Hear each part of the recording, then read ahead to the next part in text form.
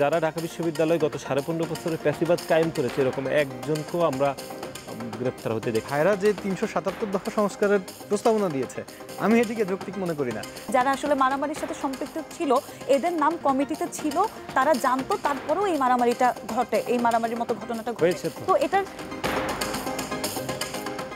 ক্যাম্পাসে ছাত্রদল, ছাত্র শিবির, অন্য যে সংগঠন, আপনারা আসলে মানে ভবিষ্যতে ক্যাম্পাসে কোন ছাত্র সংগঠনকে মানে পাশে দেখতে চান?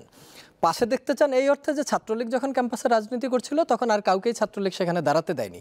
ছাত্রদলের ক্ষেত্রেও কি এরকম হবে যে ছাত্রদল যদি কখনো ক্যাম্পাসে, ধরুন এখন তো ছাত্রলীগ নাই, অনেকটা ক্যাম্পাসটা ছাত্রদলেরই, না এরকম না, না এরকম না। সেই ক্ষেত্রে ছাত্রদল যদি সেই সুযোগটা পায় তাহলে ক্যাম্পাসের ছাত্রদল কাকে পাশে দেখতে চায়? ছাত্রদল কি সব ছাত্র সংগঠনকে নিয়েই ক্যাম্পাসে রাজনীতি করবে কিনা?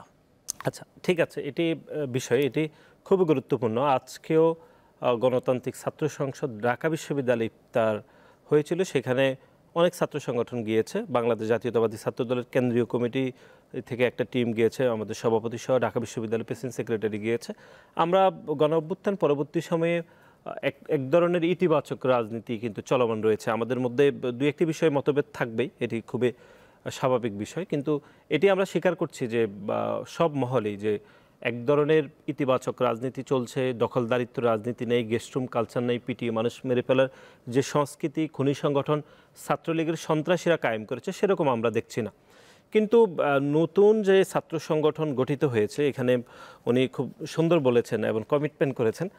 আমরা দেখেছি ঢাকা বিশ্ববিদ্যালয়ের মধুর ক্যান্টিনে যেদিন ছাত্র সংগঠন গঠিত হয়েছিল সেদিন একটি বড় অনাকাঙ্ক্ষিত ঘটনা ঘটেছিল বেসরকারি বিশ্ববিদ্যালয়ের শিক্ষার্থীদের সাথে। সেখানে ব্যাপক মারামারি হয়েছে, নারী শিক্ষার্থীদের গায়ে খুব খারাপভাবে বাজে আচরণ করা হয়েছে, তাদের গায়ে হাত তোলা হয়েছে। আমরা এরকম নতুন রাজনৈতিক বন্দোবস্তের কথা বলে নতুন ছাত্র সংগঠন যেভাবে গঠিত হয়েছে, যেই প্রক্রিয়া অনাকাঙ্ক্ষিত ঘটনাগুলো ঘটেছে, আমরা এরকম কোনোভাবে দেখতে চাই না। এটি একটি বিষয়। সুতরাং উনি যে কমিটমেন্ট করেছেন এটি খুবই বস্তুনিষ্ঠ। একই সাথে আমাদেরকে আসলে অপেক্ষা করতে হবে যে একটি ভালো সুস্থ রাজনীতির জন্য, কিন্তু এটার অর্থই নেই যে এর যে আমি অপেক্ষা করে রয়েছি যে কখন খারাপ করবে, আমি এরকম না। আমি সবসময় স্বাভাবিক চিন্তায় বিশ্বাসী এবং আমি বিশ্বাস করি যে তাদের ভালো করা উচিত। কিন্তু আপনি যেটি অনেক বলেছেন যে ভবিষ্যতে ছাত্রদল কীভাবে চলবে, যে আমরা তো বললামই, আজকেও আমরা ওনাদের ইফতার পার্টিতে গিয়েছি এবং আমরা খুবই গুরুত্ব সহকারে গিয়েছি। এর বাইরে ঢাকা বিশ্ববিদ্যালয় সাংবাদিক সমিতির ইফতার পার্টিতে আমাদের সবার সাথে সবার যোগাযোগ হয়েছে। আমরা বিশ্বাস করি সকলেই মিলে আমরা একটি সুন্দর বাংলাদেশ গড়তে হলে আমাদের সকলের ঐক্যবদ্ধ থাকতে হবে। ঐক্যবদ্ধ জায়গায় কোনোভাবে বিনষ্ট করা যাবে না। একই সাথে আপনি পলিসিগত দিক থেকে আমাদের ভিন্নতা থাকবে, এটি খুবই স্বাভাবিক, কিন্তু কোনোভাবে যদি আপনি অন্যের দোষকে জাস্টিফাই করেন যে নিজেদের দোষ ত্রুটি ভুলে, তাহলে সেটি খুব বেশি স্বাভাবিক হবে না বলে আমি মনে করি। আপনারা ডাকসু নির্বাচন চাচ্ছেন কিনা বা সামনে করছেন কিনা? সামনে তো ডাকসু এবং ডাকসু নির্বাচন না, এটা ছোট্ট করে যে ধরেন জাতীয় নির্বাচনটা আপনারা কত দ্রুত চাচ্ছেন আর ডাকসু নিয়ে আপনাদের ভাবনা কি, ছোট্ট করে, আমরা একদম অনুষ্ঠানের শেষ পর্যায়ে আছি।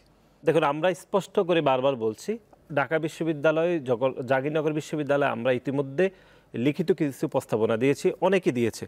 এখানে বৈষম্যবিরোধী ছাত্র আন্দোলন থেকে তখন দেওয়া হয়েছিল, এখন নতুন ছাত্র সংগঠন থেকে হয়তো তারাও নতুন করে আর নতুন কিছু দিবে, অন্য ছাত্র সংগঠন, বামপন্থী ছাত্র সংগঠন সবাই লিখিত প্রস্তাবনা দিয়েছে।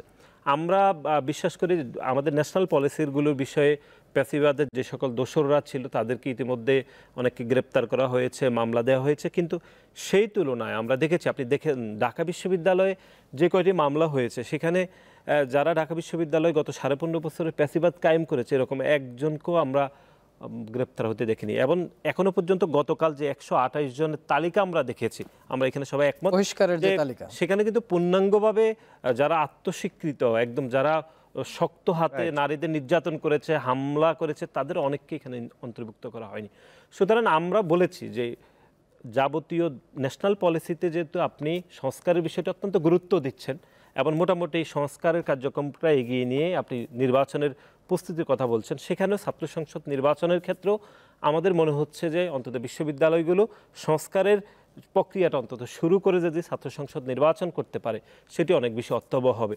কিন্তু তাড়াহুড়ো করে 2019 সালের মতো এরকম একটি বিতর্কিত এরকম হচ্ছে ভুয়া নির্বাচন করলে সেটি শিক্ষার্থীদের খুব বেশি উপকৃত হবে বলে আমি বিশ্বাস করি না। কিন্তু তারপরও বাংলাদেশ জাতীয়তাবাদী ছাত্রদল বিশ্বাস করে এবং এটি ধারণ করে যে বাংলাদেশের ক্যাম্পাসগুলোতে খুব দ্রুত সময়ের মধ্যে ছাত্র সংসদ নির্বাচন হওয়া উচিত এবং আমরা অতি দ্রুত সময়ে ছাত্র সংসদ নির্বাচন যেন করা যায় সেজন্য বিশ্ববিদ্যালয়গুলোকে সার্বিক সহযোগিতা করছি এবং বিশ্ববিদ্যালয় প্রশাসনগুলোর সাথে আমাদের নিবিড় যোগাযোগ হচ্ছে এই বিষয়ে। রাফি সালমান রিফাত, নির্বাচন, ছাত্র সংসদ জাতীয় নির্বাচন কত দ্রুত চান, কোনটা আগে চান? ছাত্র সংসদ নির্বাচনের ক্ষেত্রে আমি একটু জাস্ট প্রস্তাবনা দিই ভাইদেরকে। দেখেন, এটা খুবই সহজ।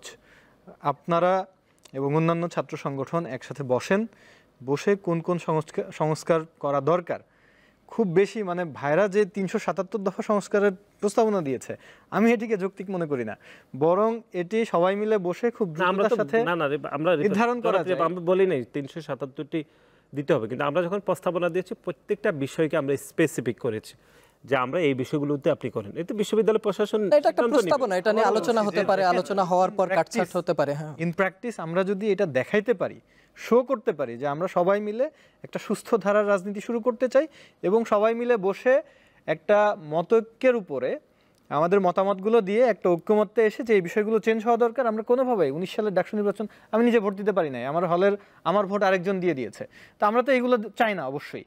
তো এই বিষয়গুলো কিভাবে, এবং এখন একটা পরিবেশ আছে, আমার মনে হয় যে খুব দ্রুত সময়ের মধ্যে যদি ঈদের পরে ছাত্র সংগঠনগুলো একসাথে বসে, সদিচ্ছা অবশ্যই দরকার, এখানে সদিচ্ছা দরকার, একসাথে বসে যে বিষয়গুলোর সংস্কার নিয়ে আসতে হবে এই বিষয়গুলো নির্ধারণ করে আইডেন্টিফাই করে বিশ্ববিদ্যালয়কে দিয়ে এগুলো পাশ করায় এবং যদি দ্রুত তফসিল ঘোষণার মাধ্যমে, আমার মনে হয় যে মে জুন মাসের মধ্যে ছাত্র সংসদ নির্বাচন করা সম্ভব। জাতীয় নির্বাচন শুধুমাত্র ভাইয়েরা যদি সদিচ্ছা, জাতীয় নির্বাচনের ক্ষেত্রেও আমরা ডাকসুতার ফিরছি না, জাতীয় নির্বাচনের ক্ষেত্রেও আমার মতামত হচ্ছে যে আমরা অবশ্যই একটি দ্রুত গণতান্ত্রিক উত্তরণ চাই, দ্রুতই গণতান্ত্রিক উত্তরণ চাই, কারণ আমরা দীর্ঘদিন গণতন্ত্রের চর্চা আমাদের দেশে দেখিনি।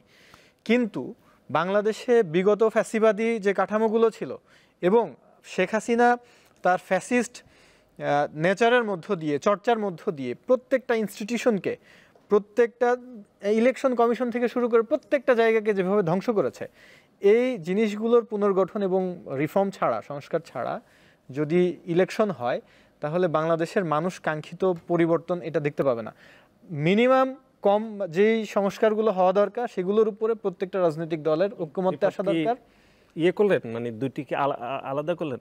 না, দুটি আলাদা না, দুটি একই কথা। আমি প্রথমে বলেছি যে দেখেন, ছাত্র সংসদ নির্বাচনের ক্ষেত্রেও ভাইদেরকে বলেছি সবার সাথে বসে একটা ঐক্যমত্যে এসে যে কমন সংস্কারগুলো আমরা সবাই মিলে চাই সেটাকে করে আমরা নির্বাচনে যাই। ঠিক একইভাবে এখন যে ঐক্যমত্য কমিশন আছে এবং যেই সংস্কার কমিশনগুলো যে প্রস্তাবনা পেশ করেছে, অলরেডি প্রস্তাবনা পেশ করেছে, 15টি সংস্কার কমিশনের মধ্যে 6টি বা 7টি অলরেডি তাদের প্রস্তাবনা পেশ করেছে এবং ঐক্যমত্য কমিশন সবগুলোকে এক জায়গায় নিয়ে কমন কতগুলো পয়েন্ট ঠিক করেছে যে এই বিষয়গুলোতে আমরা একমত কি একমত না।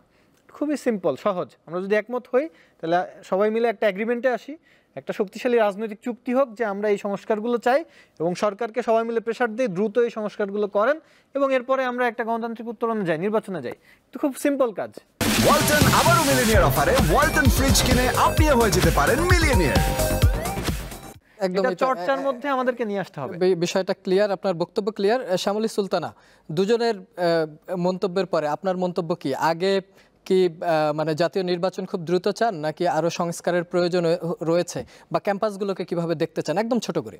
এই প্রশ্নটার উত্তর দেওয়ার আগে আরেকটা বিষয় একটু বলি, সেটা হচ্ছে যে ভাই যেটা বললেন যে আসলে আমাদের যেদিন ছাত্র সংসদের আত্মপ্রকাশ ঘটে সেদিন একটি মারামারির ঘটনা ঘটে এবং তিনি যেটা বলছিলেন যে বেসরকারি বিশ্ববিদ্যালয় শিক্ষার্থীরাও আসলে এখানে মেয়েদের উপরও গায়ে হাত দেওয়া হয়। তো এই বিষয়টা আমি খুব সংক্ষেপে একটু ক্লিয়ার করি। আমি নিজেও বেসরকারি বিশ্ববিদ্যালয়ের একজন শিক্ষার্থী, সেই হিসেবে আমি বিষয়টাকে একটু স্পষ্ট করি যে সেদিন যে মারামারিটা হয় এটা কিন্তু একপাক্ষিক কোনো মারামারি ছিল না, এটা বরং দুদিক থেকেই ঘটে এবং এটা শুধুমাত্র আসলে কমিটিতে বেসরকারি বিশ্ববিদ্যালয় শিক্ষার্থীরা আছে কি নেই এটার উপর ভিত্তি করে মারামারিটা হয়নি, বরং আপনি হয়তোবা আপনাকে পরবর্তীতে আমি ধরে ধরে বলতে পারবো যে এইখানে যারা আসলে মারামারির সাথে সম্পৃক্ত ছিল এদের নাম কমিটিতে ছিল, তারা জানতো, তারপরেও এই মারামারিটা ঘটে, এই মারামারির মতো ঘটনাটা ঘটে। তো এটার পেছনে আসলে অন্য একটা ঘটনা আসলে থাকতেই পারে এবং থাকাটাই স্বাভাবিক। আর বাংলাদেশ গণতান্ত্রিক ছাত্র সংসদের কেন্দ্রীয় কমিটিতে যে 211 সদস্য বিশিষ্ট যে কমিটি, এখানে বেসরকারি বিশ্ববিদ্যালয়ের 36 থেকে 40 জনের মতো শিক্ষার্থী আছে।